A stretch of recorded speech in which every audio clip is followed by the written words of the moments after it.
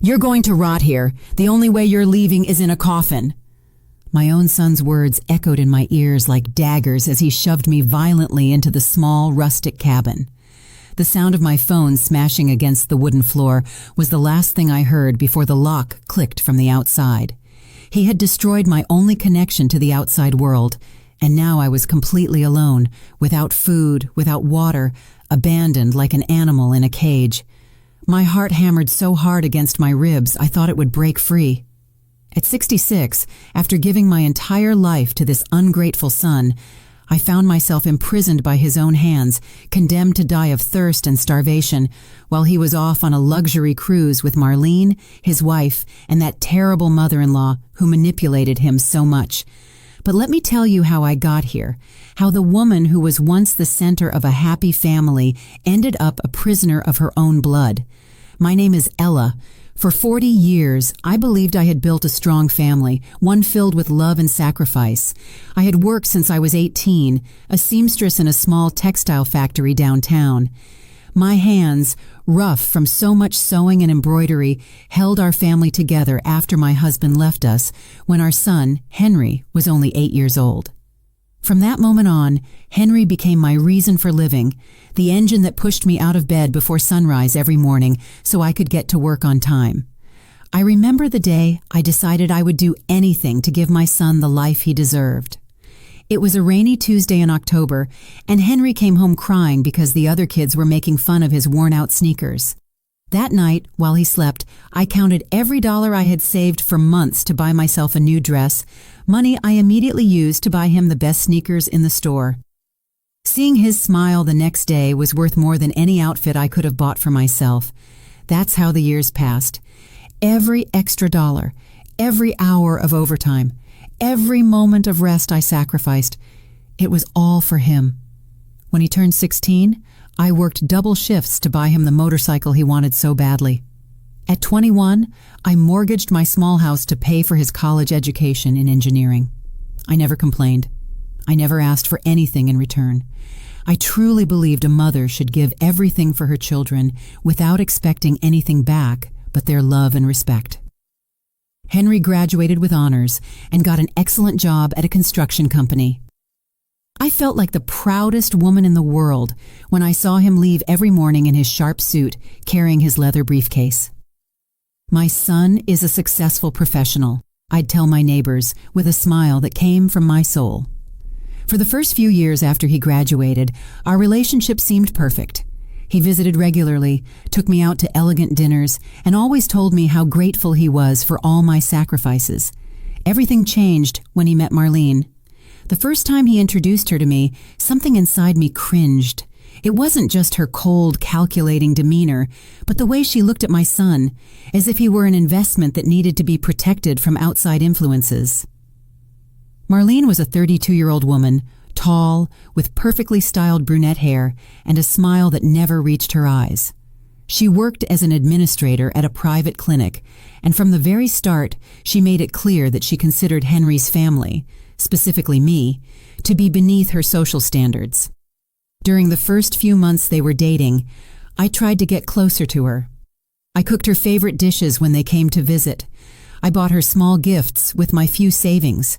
I even learned to cook sophisticated meals that I knew she liked. But every gesture of love from me was met with a fake smile and sarcastic comments that my son either didn't notice or, worse, chose to ignore. "Ella, don't go to so much trouble," Marlene would say with that sugary voice that got on my nerves. "We don't need you to do all this. We're not kids anymore." But I could see the disdain in her eyes, the contempt for the older woman who had raised the man she now considered her property. The wedding took place 2 years later at a fancy hall that cost more than $20,000. I, who had dreamed for years about the day my son would get married, felt like a stranger in my own family. Marlene had organized everything without consulting me, from the guest list to the color of the flowers. When I tried to suggest that maybe we could include some family traditions that had been important to us, she looked at me as if I had said something completely ridiculous. "Ella, dear," she said with that condescending tone I had already started to recognize, "this is a modern celebration. I don't think our guests would appreciate those old-fashioned customs." Henry, who used to defend me against any derogatory comment, simply nodded and changed the subject. On the wedding day, I sat in the front row, wearing a green dress I had bought at a discount store, feeling small and invisible as I watched my son promise forever to a woman who had already started to pull him away from me. During the ceremony, when the officiant spoke about the importance of family and respect for parents, I saw Marlene squeeze Henry's hand with a smile that chilled me to the bone. That night, as I was clearing the dishes from the small dinner I had hosted at my house for our closest relatives, I happened to overhear a conversation between Marlene and her mother in the backyard. "Now that we're married, we need to set clear boundaries," Marlene was saying in a voice she had never used in front of me. "Henry is too soft with his mother. She thinks she can still control his life, but those days are over." "You're right, honey," her mother replied with a cruel laugh. "Men need their wives to open their eyes to these things. A meddling mother-in-law can ruin a marriage before it even starts." I froze behind the window, feeling every word like a slap in the face. The woman I had made so many efforts for, whom I had tried to love like a daughter, was already planning my exclusion from my own son's life. I finished cleaning the kitchen in silence, tears streaming down my cheeks, wondering if Henry knew what his new wife really thought of me, or if he had simply chosen to ignore it to keep the peace in his marriage. That night, for the first time in years, I went to sleep with an emptiness in my chest that I didn't know how to fill. The following months confirmed my worst fears. Henry's visits became more and more sporadic, and when he came, he was always with Marlene, and for shorter and shorter periods. The conversations that used to flow naturally between us became tense and superficial, constantly interrupted by subtle but hurtful comments from his wife. "Henry, don't forget we have that dinner with my parents," Marlene would say every time my son seemed to be enjoying our conversation. Or, even worse, "Honey, your mother looks tired. Maybe we should go so she can rest," as if I were a decrepit old woman who needed to be cared for, instead of a vibrant woman who simply wanted to spend time with her son. But what hurt me the most was seeing how Henry had begun to change. The loving and considerate son I had raised was transforming into a distant stranger, someone who seemed to be ashamed of his humble beginnings and of the mother who had sacrificed everything for him. The first time Henry spoke to me with contempt was on a Sunday afternoon, 3 months after his wedding. I had prepared his favorite lunch, the same chicken stew he had loved since he was a boy, and was anxiously awaiting his weekly visit. When he arrived, he was alone, which filled me with hope, thinking we would finally have some quality time as mother and son. But something in his eyes had changed. He was no longer the affectionate young man who hugged me when he arrived, but a stranger who greeted me with a cold kiss on the cheek and sat at the table as if he were fulfilling an annoying obligation. "Mom, we need to talk," he said, as I served the steaming stew onto his favorite plate, the same ceramic dish decorated with red flowers that I had bought to celebrate his 16th birthday. "Marlene and I have been talking, and we think it would be better if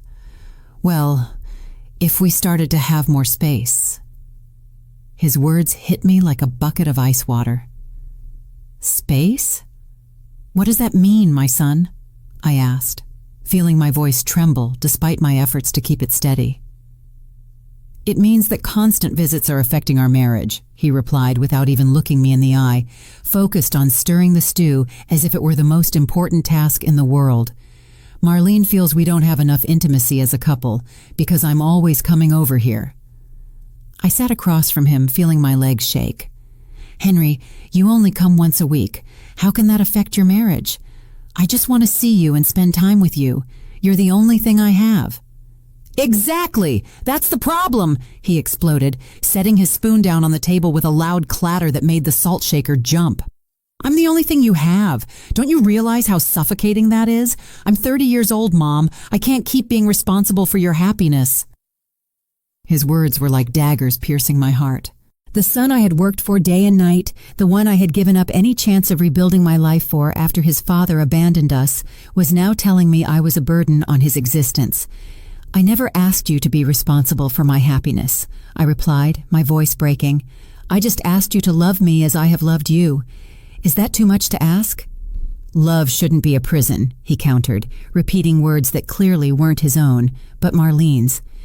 You need to understand that I now have a new family, new priorities. I can't keep living to please you. That afternoon, Henry left without finishing the lunch I had prepared with so much love. I stayed alone in my small kitchen, watching the full plate of food grow cold, feeling as if something inside me had broken forever. For the first time in my life, I wondered if it had been worth sacrificing so much for someone who now saw me as a nuisance. The following weeks were a silent ordeal. Henry followed through on his threat to space out his visits. What had once been a sacred appointment every Sunday became sporadic appearances every 2 or 3 weeks, always accompanied by Marlene and always in a hurry to leave. During those visits, she took charge of every conversation, interrupting any moment of intimacy between my son and me with comments about their plans, their trips, and their new high-class friends. Henry and I are thinking of buying a bigger house, Marlene announced during one of those visits while drinking the coffee I had specially brewed with imported beans that had cost me $30. Something out of town, in one of those gated communities where there's more security and a better class of people. The way she said, better class of people, while looking directly at me, made it clear that I didn't fit into that category. Henry, who would have once defended his mother from any implicit insult, simply nodded and continued eating the chocolate cake I had baked with him in mind. What about this house then? I asked, referring to my home, the place where I had raised my son, where all our memories together were. Well, it's yours, Mom, Henry replied with indifference. You can do whatever you want with it. We won't be needing it anymore. Those words were a slap in the face. The house he had considered his home for 30 years was now just a place he wanted to get rid of, an uncomfortable reminder of his humble past that didn't fit with his new upper-middle-class life. But the worst was yet to come, right when I thought my relationship with my son had hit rock bottom. Marlene got a promotion at the clinic, and to celebrate, they organized a dinner at their new house, that modern mansion in the exclusive gated community they bragged about so much. I was not invited. I found out by chance when I called Henry to ask if he could come with me to the doctor. I had a test result come back with an irregularity, and I was scared. I can't, Mom, he said in a cold voice I didn't recognize. Marlene is having an important dinner with people from her work. It's very important for her career. But you can't come with me before the dinner? I insisted, feeling desperation take over. It would only be an hour at the office. I'm afraid to go alone. Mom, I need to help Marlene get everything ready. Can't you ask one of your friends to go with you? What friends? For so many years, I had been so focused on him, on his education, on his well-being, that I had neglected my own social relationships. Most women my age were busy with their grandchildren, their husbands, with lives they had built in a more balanced way than I had. I hung up the phone and sat in my living room for hours, staring at the photos of Henry that covered the walls. There he was at 5 years old, in his first school uniform that I had so carefully washed and ironed every day. There he was at 12, proud with the medal he had won in the math competition, the same competition for which I had paid for extra tutoring by working weekends. There he was at 18, graduating from high school with honors, the day I thought all my sacrifices had been worth it. The next day, I went to the doctor alone.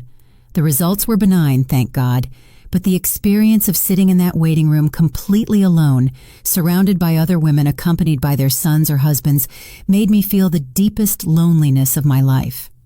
When I called Henry to give him the good news, his response was a curt, "That's good, Mom," before he quickly changed the subject to tell me how successful Marlene's dinner had been and how they had impressed all the important guests.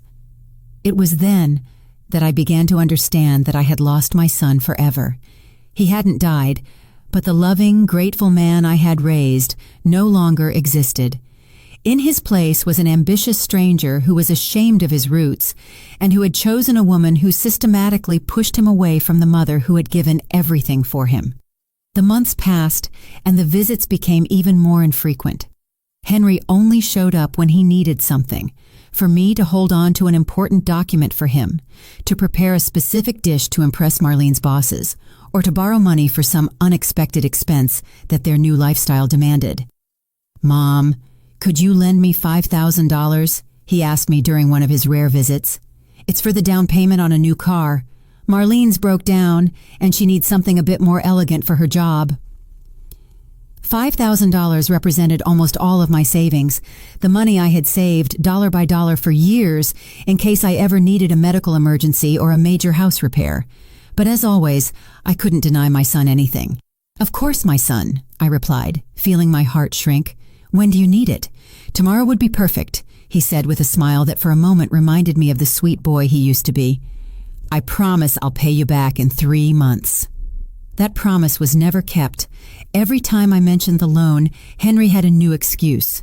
Unexpected expenses from the new house, a work trip that Marlene needed to take, or car repairs that had ended up costing more than they expected. The day I hit rock bottom was on a gray Tuesday in November. Exactly 8 months after the loan he never paid back. I had been fighting a terrible flu for a week, with a high fever and a cough that tore at my chest. My 66-year-old body no longer responded as it once did, and for the first time in decades, I felt truly vulnerable and scared. I called Henry, hoping he could either come with me to the doctor again, or at least spend some time with me to make sure I was okay. His answer chilled me to the bone. "I can't go, Mom. Marlene and I have a really important appointment with the architect to remodel the kitchen. It's taken us months to get an appointment with him. He's the most sought-after architect in the city." "Henry, please," I begged, my voice hoarse with fever. "I just need someone to be with me for a few hours. I feel so bad, and I'm afraid I'll pass out." "Can't you call a neighbor or something?" he replied with an irritation that cut through me like a dagger. Marlene says that independent adults need to know how to take care of themselves without constantly depending on others. Marlene says, those 2 words had become the most painful phrase in my vocabulary. Everything my son thought, decided, or felt now passed through the filter of that woman who had managed to turn my loving boy into a cruel stranger. "I'm your mother, Henry," I said, feeling the tears mix with the fever. "Since when am I an other to you?" "Oh, Mom, don't be so dramatic. It's just the flu. Have some tea and rest. You'll feel better soon." He hung up without even saying goodbye. I was left holding the phone for several minutes, feeling something inside me die for good. The son for whom I had sacrificed my youth, my money, my dreams, my chances at love, had reduced me to an inconvenience that interfered with his important appointments. That night, as I lay in bed, trembling with fever and feeling more alone than ever, I made a decision that would change everything forever. I couldn't go on being the begging mother, the woman who pleaded for crumbs of attention and affection from a son who clearly despised me. I had to find a way to reclaim my dignity, even if it meant losing my relationship with Henry for good. My recovery from the flu took 2 full weeks. During that entire time, my phone remained silent. Henry never called once to ask how I was feeling, if I needed anything, or if I was even alive. It was my neighbor, Anne, a 70-year-old widow who lived in the house next door, who took care of me.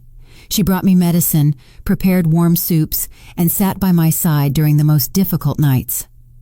"Ella," Anne told me one afternoon while helping me change the sweaty sheets, "it's not normal for a son to abandon his sick mother like this. Something is very wrong here." She was right, but admitting it meant facing a truth I had been avoiding for months. My son had become a heartless person, and I had been an accomplice in that transformation by allowing him to treat me worse and worse without setting any boundaries. When I finally recovered, I decided it was time to act. If Henry wanted to treat me like a stranger, then so be it. I would no longer be the suffocating mother he described. I would no longer be available whenever he needed something. I would no longer be his personal ATM or his emergency cook. The first test came 2 weeks later when Henry called me as if nothing had happened. "Mom, could you make that lasagna Marlene loves so much? Her parents are coming for dinner, and she wants to impress them with some homemade food." For the first time in 30 years, I said no. "I'm sorry, Henry, but I can't. I have other plans." The silence on the other end of the line was so long, I thought the call had been disconnected. "Other plans?" he repeated in a tone of disbelief that would have been comical if it wasn't so pathetic. What kind of plans could you possibly have? My own, I replied, with a firmness that surprised even me. I'm no longer available whenever you need me, especially after you didn't care if I was dead or alive during my illness. What are you talking about? It was just the flu. A flu that could have killed me, and you didn't even call to see how I was, I countered. Marlene said it was better to give you space so you could recover and not feel pressured. He lied shamelessly. Marlene believes. I finally exploded. When are you going to start thinking for yourself, Henry? When are you going to remember that you have a mother who loves you? Don't start with your drama, he yelled back. If you don't want to help me with a simple meal, fine, but don't try to emotionally blackmail me. He hung up violently, leaving me trembling. But for the first time in months, I felt something close to relief. The following days were strange. On one hand, I felt guilty for having denied my son something, but on the other, I was experiencing a sense of freedom I hadn't felt in years. I didn't have to wait by the phone for his sporadic calls. I didn't have to emotionally prepare for his cold and calculating visits. For the first time in a long time, my house was truly my own. I took advantage of this freedom to reconnect with Anne and some other neighbors I had neglected during the years of obsessing over Henry. I started going for walks in the afternoons, tending to my small garden, and reading the books I had accumulated but never had time to enjoy. Slowly, very slowly, I began to remember who I was before I became solely Henry's mother. But my son was not ready to accept this new version of me.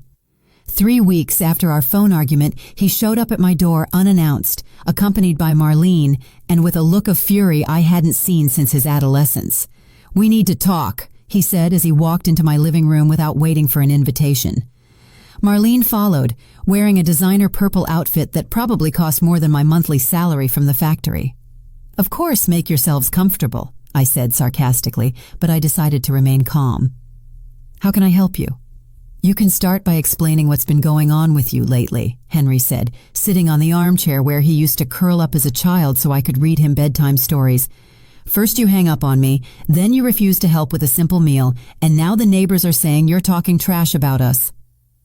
"Talking trash about you?" I asked, genuinely confused. What did I supposedly say? Anne told her sister, and her sister told the woman at the grocery store that you said I was an ungrateful son who abandoned his sick mother. Marlene chimed in with that voice that feigned concern but dripped with venom. "Do you realize the damage that can do to Henry's reputation at work?" My mouth fell open. It was true that I had talked to Anne about my disappointment with Henry, but I never thought my words would travel so far, or that my son would be more worried about his reputation than about understanding my feelings. "Your reputation?" I asked Henry directly, completely ignoring Marlene. "That's your biggest concern, isn't it? Not the fact that your mother felt abandoned when she needed you most." "Oh, please," Marlene burst out before Henry could respond. "Ella, you're 66 years old. It's time you grew up and stopped acting like a spoiled teenager looking for attention." The silence that followed those words was deafening. I looked at my son, expecting that he would finally stand up and defend the woman who had raised him. I expected him to tell his wife that she had no right to disrespect me in my own home, that he would remember everything I had sacrificed for him. But Henry just stayed quiet, staring at his shoes like a scolded child. Henry's silence was more painful than any insult Marlene could have thrown at me. In that moment, seeing my 30-year-old son sitting there like a coward while his wife attacked me in my own home, I understood that I had definitely lost the boy I had raised with so much love.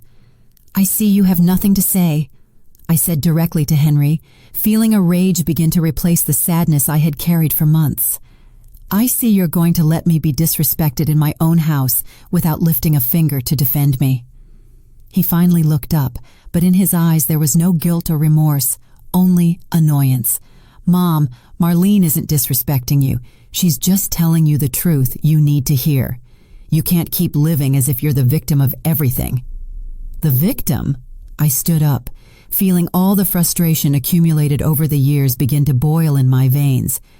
I'm the victim for expecting a minimum of respect from my own son, for wanting you to care if I was dead or alive when I had 104-degree fever.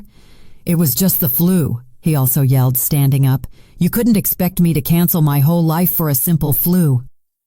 It wasn't a simple flu. It was your sick and scared mother asking her only son to go with her to the doctor, I yelled back, feeling tears of rage begin to roll down my cheeks.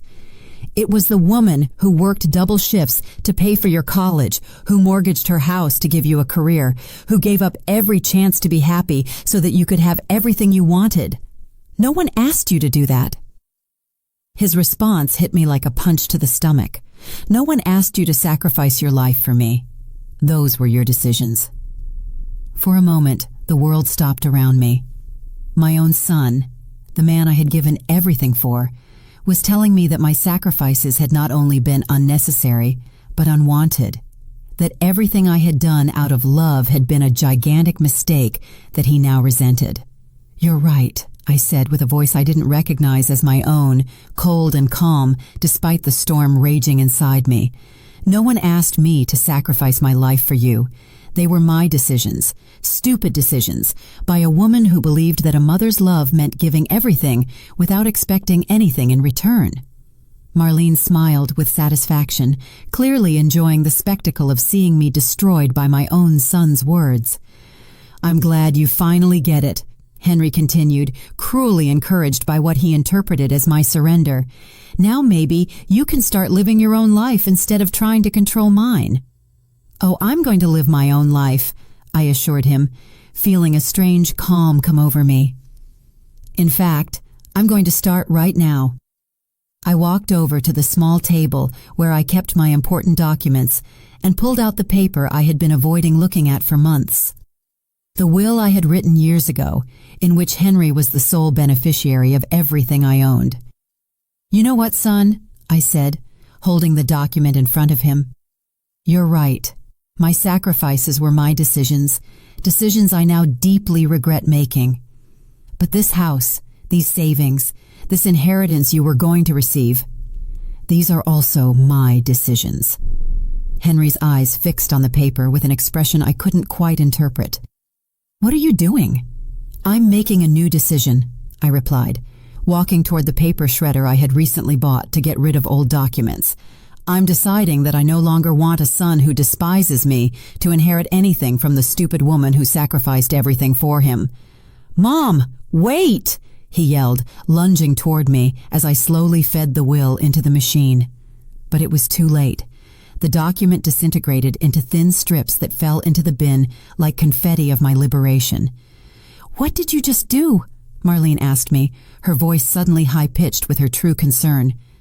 Until that moment, she had just been the cruel wife enjoying the family drama, but now she realized she had just lost a considerable inheritance. I just did what my son asked, I replied with a smile that came from my soul. I just stopped making decisions based on a love that is clearly unrequited. Henry was pale, staring at the remnants of the will as if he couldn't believe what he had just witnessed. Mom, you can't do that. This house, your savings, I'm your only son. Exactly, I said, feeling a strength I didn't know I possessed. You're my only son, and you just told me that all my sacrifices for you were mistakes that no one asked for. So now I'm going to correct those mistakes. Are you insane? Marlene shrieked, completely losing her composure. You can't disinherit your own son just because you had an argument. An argument? I looked at her with a calm that surprised me. Marlene, dear, this isn't an argument. This is the result of months of humiliation, contempt, and abandonment. And this is what happens when you treat someone like trash for so long that they finally decide they deserve something better. Mom, please, Henry pleaded, reaching for me with his hands outstretched as if I were a wild animal that needed to be calmed. You're acting impulsively. You're angry and not thinking clearly. On the contrary, I replied, stepping away from him. For the first time in years, I'm thinking with perfect clarity. I'm realizing that raising an ungrateful son was my biggest mistake, but it doesn't have to be my permanent one. You can't talk to your mother like that, Marlene yelled at Henry, but no longer from a place of moral superiority, but from the panic of seeing a fortune disappear before her eyes. Tell her something. Fix this. The irony was delicious. The same woman who had spent years poisoning my son against me, who had encouraged his every cruelty, was now demanding that he treat me well because her financial future was at stake. Look how interesting, I said, observing the growing desperation on both their faces. For months, Marlene, you've been telling my son that I was a toxic, controlling mother who needed to learn to be alone. And now that I'm finally following your advice, you realize that maybe it wasn't such a good idea after all. Ella, I never said those things, she lied shamelessly, but her trembling voice betrayed her. Of course you did. And my son, instead of defending himself or his mother, chose to believe every one of your poisonous words. He chose to treat me like a nuisance, instead of the woman who gave him life and paid for the education he now uses to earn the money you both love to spend. Henry sank back onto the armchair with his head in his hands. For a moment, for just a moment, I saw a flicker of the vulnerable boy he used to be, and my heart almost broke.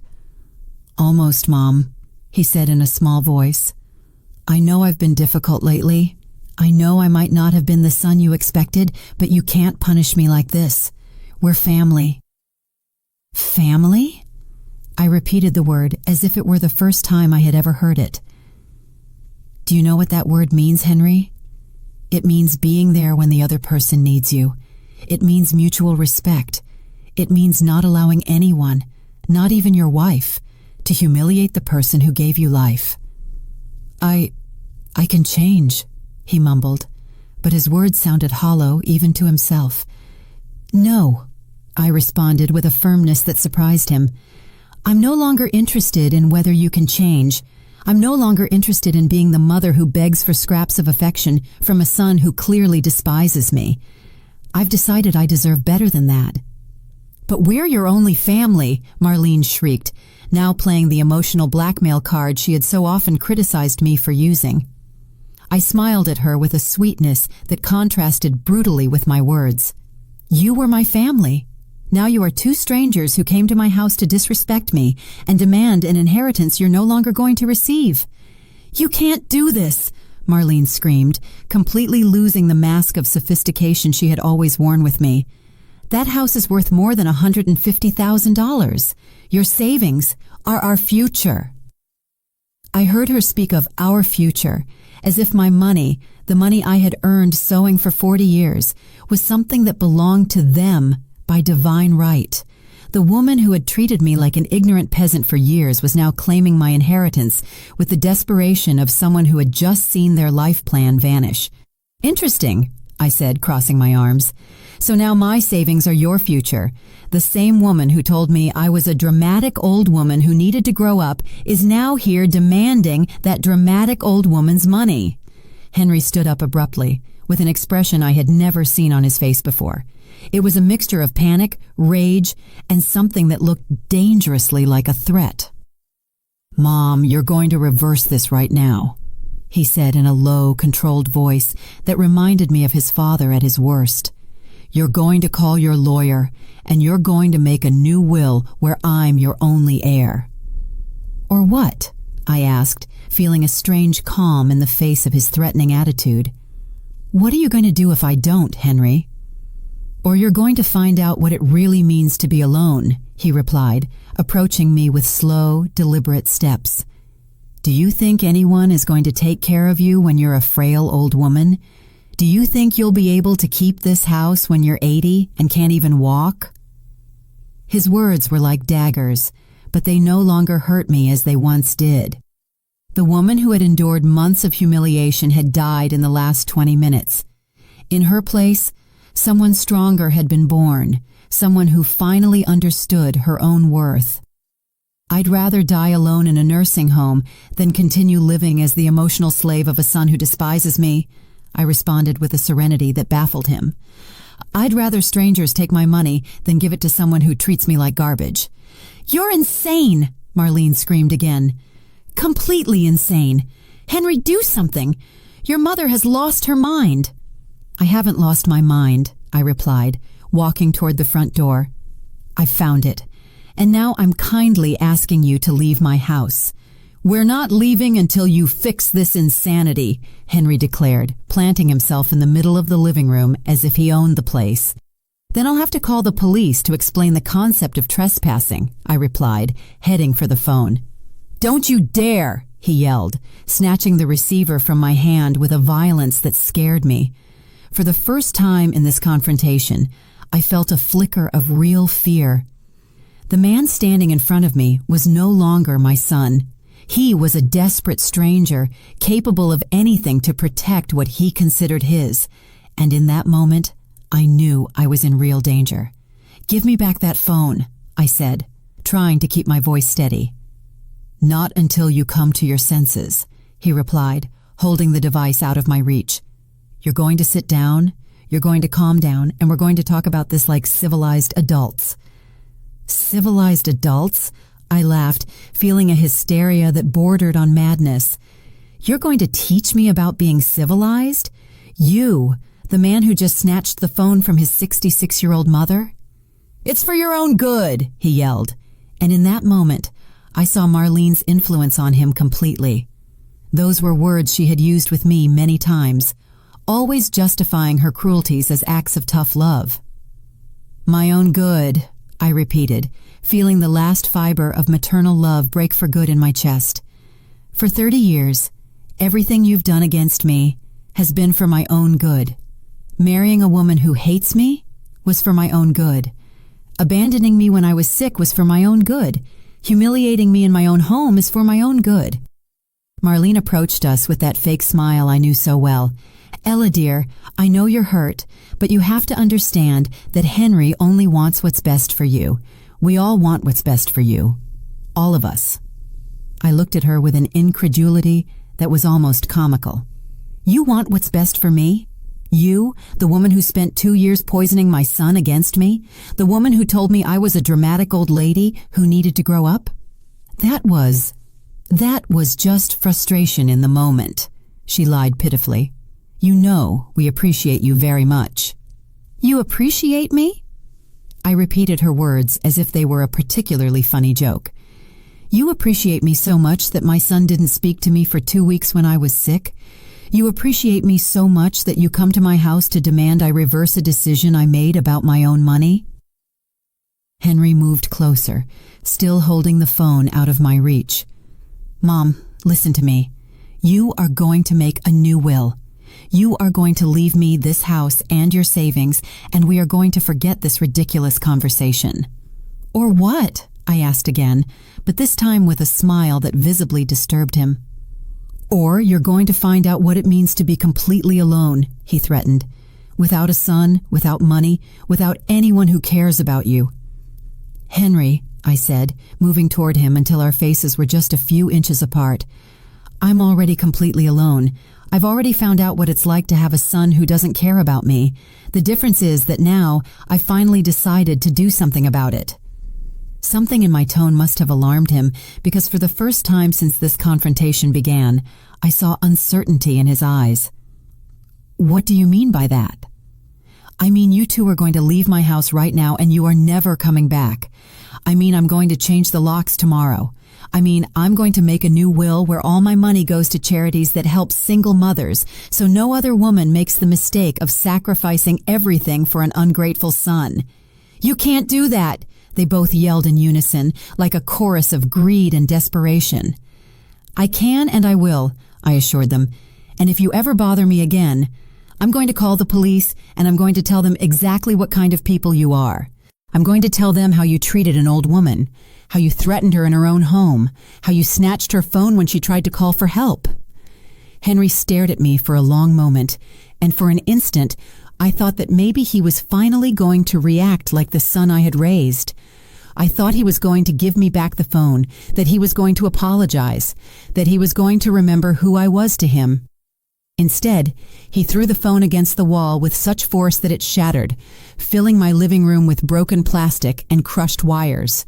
"There's your phone," he said with a cruel smile that chilled my blood. "Let's see how you call the police now." The silence that followed was absolute. The three of us stood staring at the remnants of the phone scattered on the floor, as if it were a perfect metaphor for what was left of our family relationship. "Henry," I said in a voice that sounded strangely calm, even to myself, "you just crossed a line that you can't come back from." "Is that so?" he challenged, puffing out his chest like a street bully. "And what are you going to do about it, Mom? You don't have a phone anymore. You don't have anyone to help you. You're completely at our mercy." Marlene smiled with satisfaction, clearly enjoying the spectacle of seeing me finally subdued and humiliated, as she had planned for so long. What neither of them knew was that they had just made the biggest mistake of their lives. I kept staring at the phone fragments for several seconds, feeling something fundamental change inside me. It was no longer fear I felt, or sadness, or even rage. It was something much more dangerous, an absolute calm, the serenity of someone who has finally seen the true nature of the people in front of them. "You know what, Henry?" I said, bending down to pick up one of the largest pieces of the destroyed phone. "You're right. I don't have a phone anymore. I don't have anyone to help me. I am completely at your mercy." His smile widened, interpreting my words as surrender. "I'm glad you finally understand the situation." "Oh, I understand it perfectly," I continued, holding the broken plastic fragment as if it were a precious relic. "I understand that my own son just destroyed my only way of communicating with the outside world. I understand that he is threatening me in my own home. I understand that his wife is here, enjoying every second of my humiliation." Marlene came closer with that expression of triumph she had so long waited to show me. "Now maybe you can be reasonable, Ella. Making that new will is the only intelligent thing you can do in this situation." "You're right," I replied, dropping the piece of phone. "That's exactly what I'm going to do." They exchanged a look of absolute satisfaction, believing they had finally broken me. They had no idea that what had just broken wasn't my will, but the last chains that tied me to them out of love. "Perfect," Henry said, relaxing his shoulders. "I knew you would come to your senses. We'll go to the lawyer tomorrow morning and get all this settled." "Tomorrow," I repeated, nodding slowly. "Of course, tomorrow." "And in the meantime," Marlene added with that poisonous smile, "you should reflect on how you've been behaving lately. A little humility would do you good." "Humility," I murmured. "Yes, I definitely need more humility."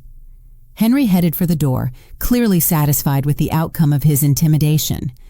"We're leaving now, but we'll come for you first thing in the morning, and you'd better be ready to cooperate." "Of course," I assured them, following them to the exit.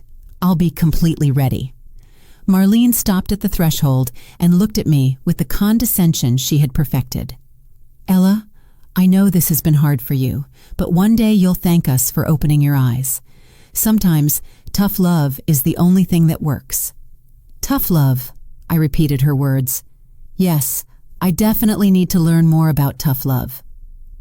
They left without saying goodbye, leaving me alone in my house with the remains of my phone and something much more important, absolute clarity about who the people who had just walked out my door really were. I waited until I heard the sound of their car driving away before I moved. Then, with a calm that surprised me, I went to my bedroom and pulled out the cell phone I had secretly bought 3 months earlier from under the mattress. After realizing I needed a way to communicate that Henry didn't know about, I dialed Anne's number. "Anne, it's Ella. Could you come over? I need your help with something urgent." 20 minutes later, Anne was sitting in my living room, staring at the remnants of the phone with an expression of absolute horror. "Ella, this is very serious. Your own son threatened you and destroyed your phone. We have to call the police." "No," I said, serving her a cup of tea with perfectly steady hands. "Not yet." "What do you mean, not yet? This is domestic violence. It's intimidation. You can't let them treat you like this." "I won't let them," I assured her, "but I'm going to handle it my way." Anne studied me with those wise eyes of hers, trying to understand what I was thinking. "What do you have in mind?" "They think they've broken me," I explained, feeling a strange smile form on my lips. "They think tomorrow I'm going to go like an obedient sheep and make a new will where I leave them all my money." "And you're not going to?" "Oh, yes, I am," I said, and my smile widened. "But it won't be the will they expect." I explained my plan to Anne, who at first tried to dissuade me, insisting that it was too risky. But when I told her all the details of how they had treated me over the past few months, when she saw the remains of the phone and truly understood what had happened that afternoon, her expression completely changed. "Are you sure you want to do this?" she finally asked me. "I've never been more sure of anything in my life," I replied. "For 30 years I've allowed myself to be treated badly out of fear of losing my son's love. But today I realized that love was lost a long time ago.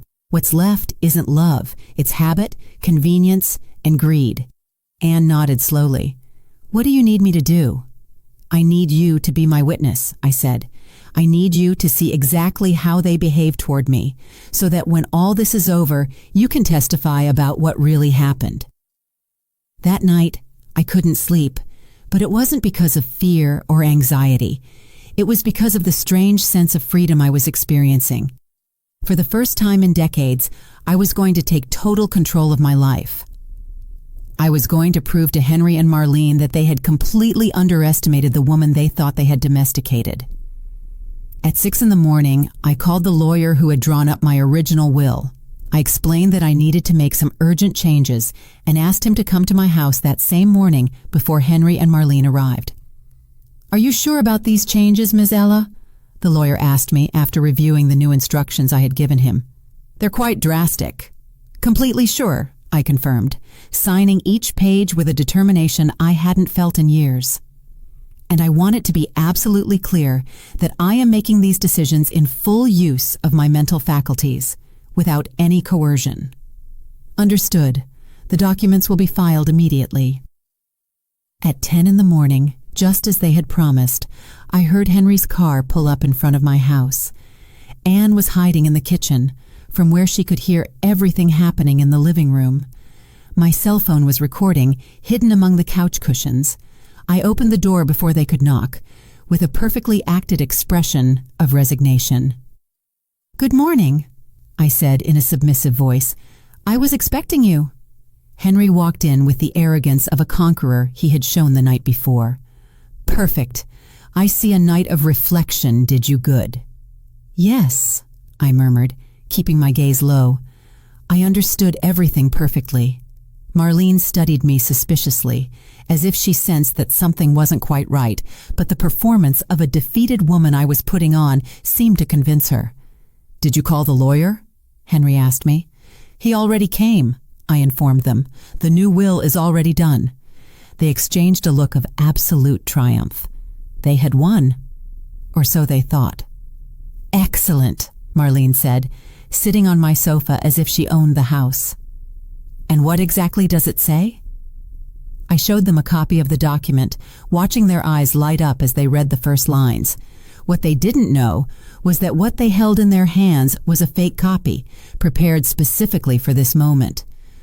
"Perfect," Henry murmured, reading about his complete inheritance.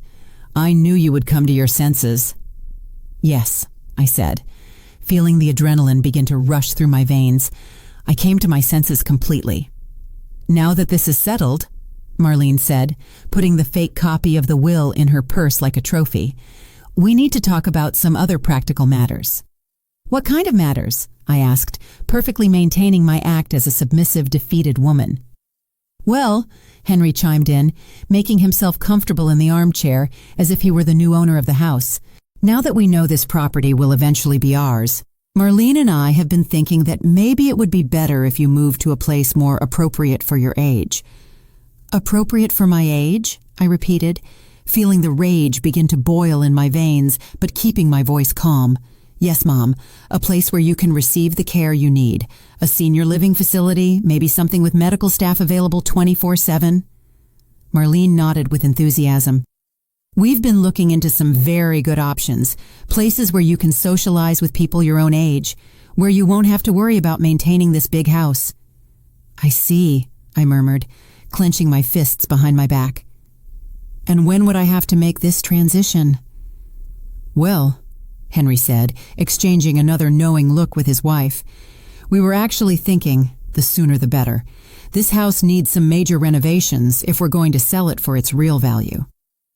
"Sell it?" I looked at them with feigned confusion. "But I thought you wanted it for yourselves." "Oh, no," Marlene replied with a laugh that made my teeth grind. "This house is too old, too small for our needs, but the lot is excellent, very well located. With the right renovations, or even better, by demolishing it and building something modern, we could get almost $400,000. There it was, the complete, ruthless truth. Not only did they want to kick me out of my own house, but they planned to erase every trace of the life I had built there, every memory of the years I had spent raising my son within these walls. $400,000, I repeated slowly. "That's a lot of money." "Exactly," Henry confirmed. "And with your savings, which according to the will amount to $50,000, we'd be talking about over $500,000. It's enough for Marlene and me to buy the house of our dreams in the best neighborhood in the city." "The house of your dreams," I murmured, feeling every word like a slap. "And where do I fit into these dreams?" "You're going to be perfectly cared for at the facility," Marlene assured me with the condescension she had so perfected. "You'll have everything you need: food, a roof over your head, medical attention. What more could a woman your age ask for?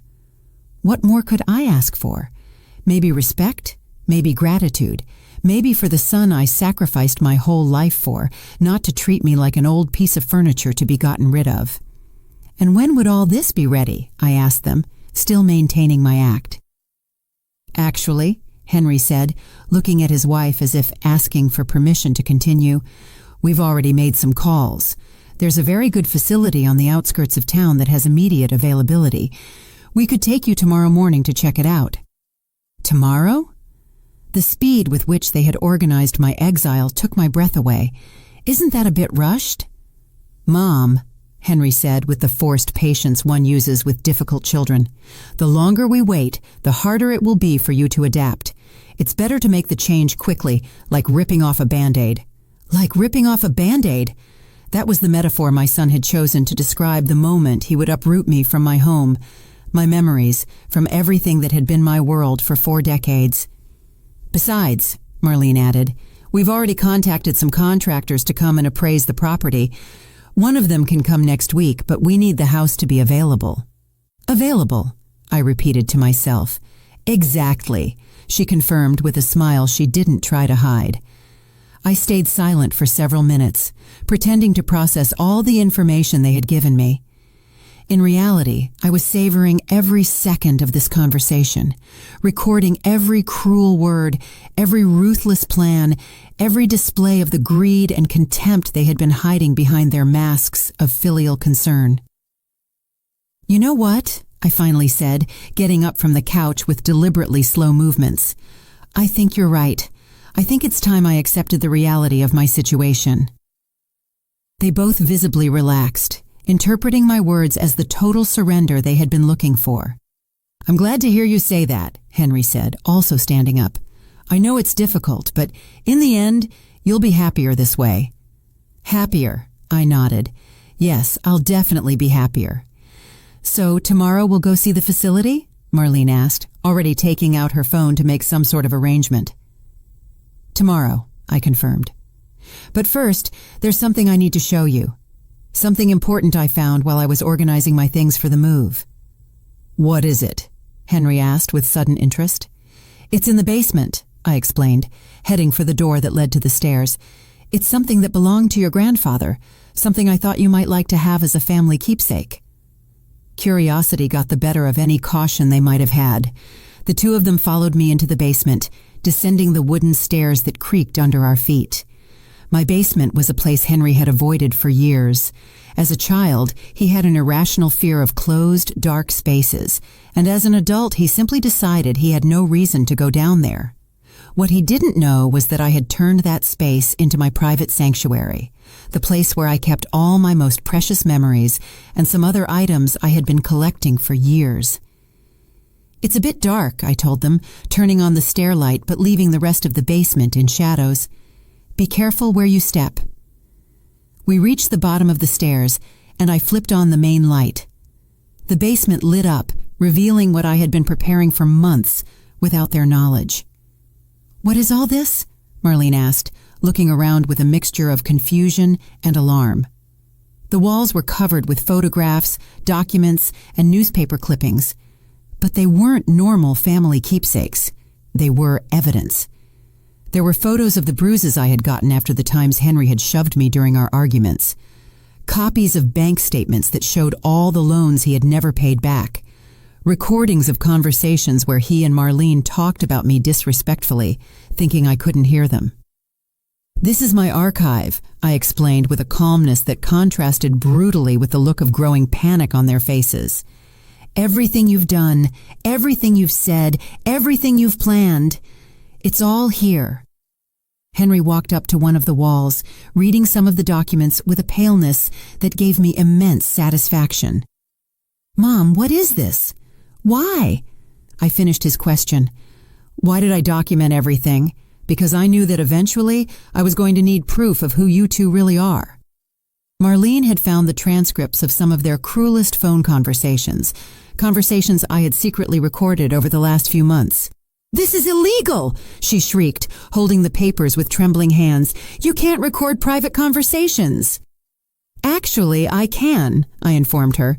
"In my own home, I have the right to record any conversation, and considering I was documenting emotional and financial abuse, any court would consider it completely justified." The silence in the basement was deafening.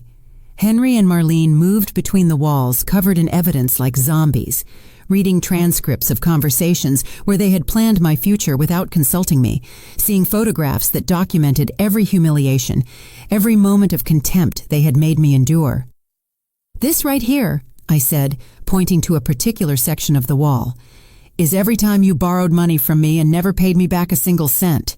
In total, you owe me $47,000. Henry approached the documents, his face getting paler and paler. "Mom, those weren't loans. They were family assistance." "Family assistance?" I laughed with a bitterness that came from my soul. "Is that what you call theft now? Because right here I have recordings of you promising to pay me back every cent." Marlene had found the most damning photographs. Images of her going through my drawers without permission during their visits. Documents that proved she had been looking into the value of my property without my knowledge. Even screenshots of her text messages making fun of me with her friends. "How did you get all this?" she asked, her voice trembling with pure rage. "Your mistake, dear Marlene, was to completely underestimate the dramatic old lady you thought you had domesticated," I replied. "It turns out this old lady learned to use security cameras, recording apps, and many other modern tools during the months you thought I was losing my mind." In the center of the basement, there was a table with something neither of them had noticed until that moment, an open laptop with an active video call. "What is that?" Henry asked, walking toward the screen. "Oh, that," I said with a smile that came from my heart. "That's my life insurance. For the last 20 minutes, everything we've said up here and down here has been live streamed to several very important people. The screen showed multiple video windows, a lawyer specializing in elder abuse, a social worker, Anne from my kitchen, and to my ultimate satisfaction, Mark, my neighbor who worked as an investigative journalist for the local newspaper. "Ella," the lawyer exclaimed from the screen, "are you okay? Do we need to call the police?" "I'm perfectly fine," I replied, without taking my eyes off the faces of absolute horror on Henry and Marlene. "In fact, I've never felt better." "Turn that off!" Marlene screamed, lunging for the computer, but I was faster and closed it before she could reach it.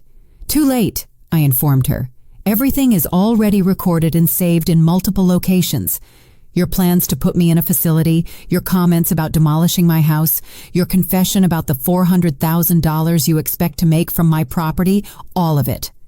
Henry fell into an old chair I had in the basement, his head in his hands. "Mom, what have you done?" "What I should have done months ago," I replied. "Protected myself from you two." "You can't use any of this," Marlene screamed, waving the papers she had been reading. "It's private conversations. It's an invasion of privacy." "Honey," I said with infinite patience, "documenting abuse isn't an invasion of privacy. It's survival." I walked toward another section of the wall where something was hung that filled them with even greater terror. Copies of recent legal documents. "These right here are particularly interesting," I continued. "They're the lawsuits I'm going to file next week. One for elder financial abuse, another for intimidation and threats, and this last one for property damage for the phone you destroyed yesterday." "Are you crazy?" Henry yelled, standing up abruptly. "I'm your son. You can't sue your own son." "My son?" I looked at him with a coldness that made him recoil. "My son died months ago, Henry. The person standing in front of me is a stranger who threatens me, who destroys my things, who plans to steal my inheritance and put me in a home against my will." Tears began to roll down my cheeks, but they weren't tears of sadness. They were tears of liberation, of justice, of a satisfaction I had been waiting to feel for far too long. "But that's not all," I continued, walking toward the most important document of all. "This one right here is my favorite." I showed them a copy of the real will, the one I had signed that morning with the lawyer.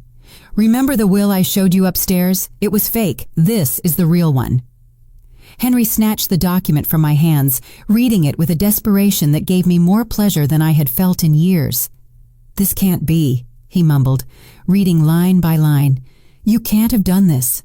"What does it say?" Marlene asked, trying to read over her husband's shoulder. "It says," I informed her with a radiant smile, "that all my property and my savings will go to a foundation for single mothers who are fighting to get an education for their children. It says that not a single cent will go to people who treat the elderly like garbage." Marlene went completely pale.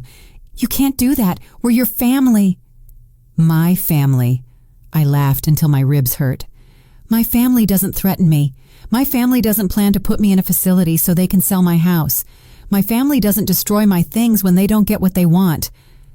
"Mom, please," Henry pleaded, and for the first time in months, I saw something that resembled the son I had raised. "I knew we had been difficult with you, but I didn't know you felt this way." "You didn't know?" I snatched the will from his hands. "You didn't know when you hung up on me while I had a fever? You didn't know when you allowed your wife to insult me in my own house? You didn't know when you threatened to leave me completely alone if I didn't do what you wanted?" I was just frustrated," he stammered. "I didn't mean those things." "But you said them, and you meant them. And for months, you treated me as if I were a nuisance you had to tolerate until you could finally get rid of me." Marlene had started to cry, but they weren't tears of remorse. They were tears of pure rage and frustration at seeing her perfect plan crumble before her eyes. "This isn't over," she shrieked. "We're going to contest that will. We're going to prove you aren't of sound mind." "Go ahead," I told her, moving closer until we were face to face. "Try to prove I'm not of sound mind. Try to explain to a judge why a woman who meticulously documented months of abuse and neglect doesn't have the right to decide what to do with her own money." The silence that followed was absolute. They both finally understood that they had lost, that their greed and cruelty had been their undoing. "Besides," I added, heading toward the stairs, "you forgot that all of this is going to be published in the newspaper next week. Mark already has all the material he needs to write a very interesting article about elder abuse in middle-class families. Your names, your photographs, your own words describing your plans for me." "You can't do that," Henry yelled, following me toward the stairs. "That will ruin my career." "You should have thought about that before you threatened your mother," I replied, without turning to look at him. We reached the main floor of the house, where Anne was waiting for us with a look of absolute satisfaction on her face. "How did it go?" she asked, even though the devastated expressions of Henry and Marlene had already given her the answer. "Perfectly," I replied. I think our guests are ready to leave now." Henry and Marlene stood in my living room like statues, processing the magnitude of what had just happened to them. All their arrogance had vanished, replaced by a desperation that I might have pitied if I hadn't been savoring every second of their destruction. "Mom," Henry said to me in a broken voice I hadn't heard since he was a child, "there has to be a way to fix this. We're family. We can find a solution." "A solution?" I looked at him with a calm that contrasted brutally with his panic. "The only solution was for you to treat me like a human being. You had that opportunity for months, and you wasted it every single day." Marlene had started pacing in circles, mumbling to herself about lawyers and legal appeals, completely unable to accept that they had been defeated by the dramatic old lady they had so underestimated. "Ella," she finally said, trying to regain some of her former composure, "I know we've had our differences, but this is too extreme. You're destroying your own family." "I didn't destroy anything," I replied. "You destroyed this family the day you decided that my love was a burden and my money was your right. I'm just documenting the destruction you've already caused." Anne came over to me and placed a protective hand on my shoulder. "Ella, I think it's time for them to go. The police are on their way to take a formal report about the intimidation and the broken phone." "The police?" Henry went even paler. "Mom, please, don't do this. My job, my reputation, everything is going to be ruined." "Your reputation?" I repeated his words with genuine incredulity. "Until the very end, all you care about is your reputation. Not the pain you caused me, not the years I lost loving you unconditionally. Just your precious reputation." "It's not just that," he yelled. And for a moment, I saw a flicker of the violent temper he had shown the day before. "It's my whole life, my career, everything I've worked for." "Everything you've worked for?" I murmured, walking to the window where I could see the flashing lights of a police cruiser approaching down the street. "Are you referring to the career I paid for with my savings?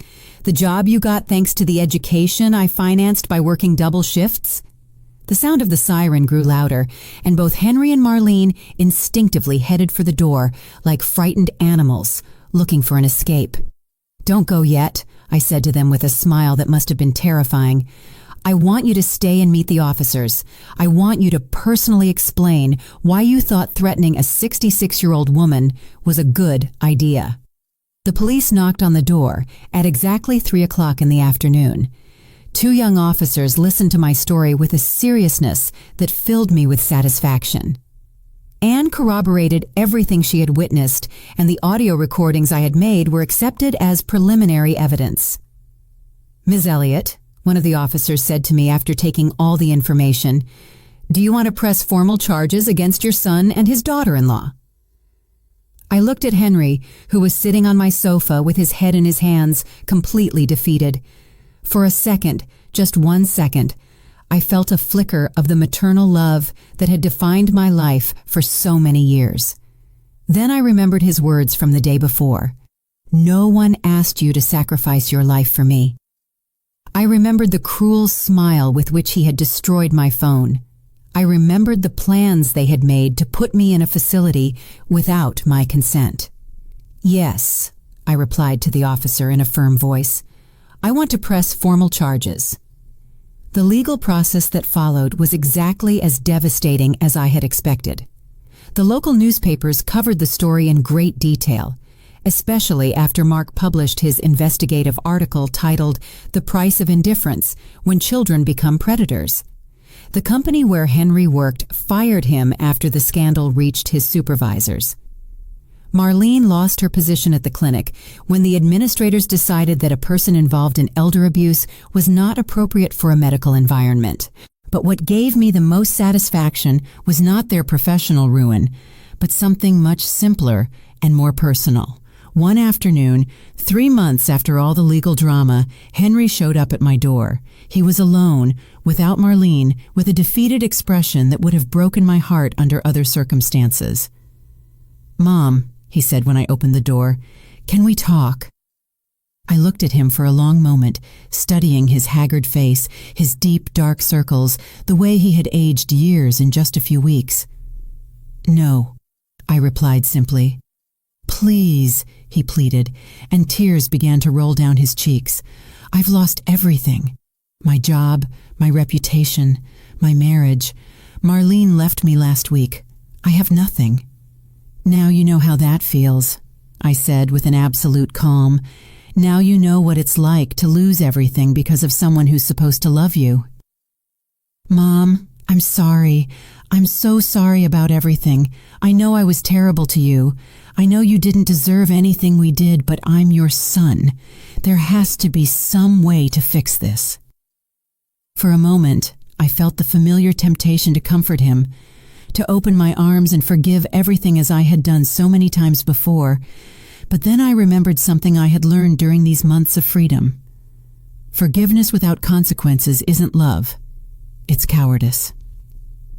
"Henry," I said, keeping the door ajar, "for 30 years I forgave you for every cruelty, every moment of contempt, every time you treated me as if I were less important than anything else in your life. I forgave you because I thought that's what loving mothers do." "Exactly!" he exclaimed, trying to move closer. "You're my mother. You love me." "I loved you," I corrected him. "I loved the sweet boy who used to hug me when he had nightmares. I loved the ambitious young man who promised me he would one day give me back everything I sacrificed for him. But that boy, that young man, they died a long time ago. The person standing in front of me is a stranger who chose greed over love, who chose cruelty over gratitude. Can I change?" he yelled desperately. "Can I go back to being the son you want?" "I don't want you to change for me," I said, starting to close the door. "If you ever change, let it be for yourself, because you realize that the person you became is despicable. But it's no longer my responsibility to fix you." "Mom, please!" He put his foot in the door, preventing me from closing it completely.